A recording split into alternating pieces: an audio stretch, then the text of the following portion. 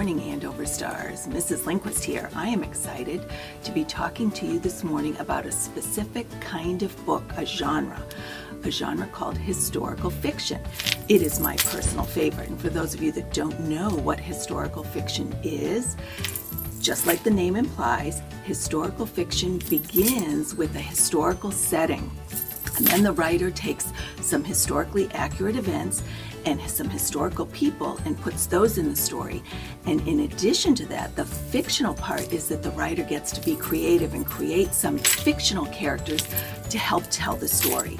Now, historical fiction is my personal favorite because growing up in school, I was a wonderful reader and writer, but hated history until a teacher got me hooked on historical fiction. Now I love history. Also, some of you might not know this, but I myself am an author, and I have published 2 books that are historical fiction. That's how much I love the genre.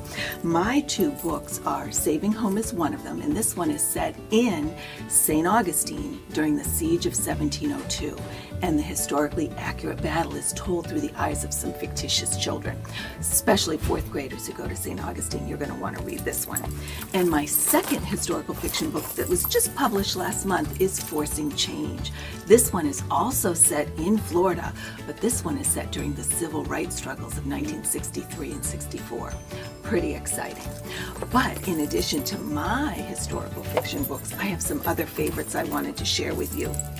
For those of you that are studying about the American Revolution and the early colonial times, Johnny Tremain is another awesome historical fiction story. Another set during the colonial expansion time with the native tribes is Sign of the Beaver, another great historical fiction book. And one of my also favorites is Lois Lowry's Number the Stars. This is set during World War II in Europe, so it's another excellent book.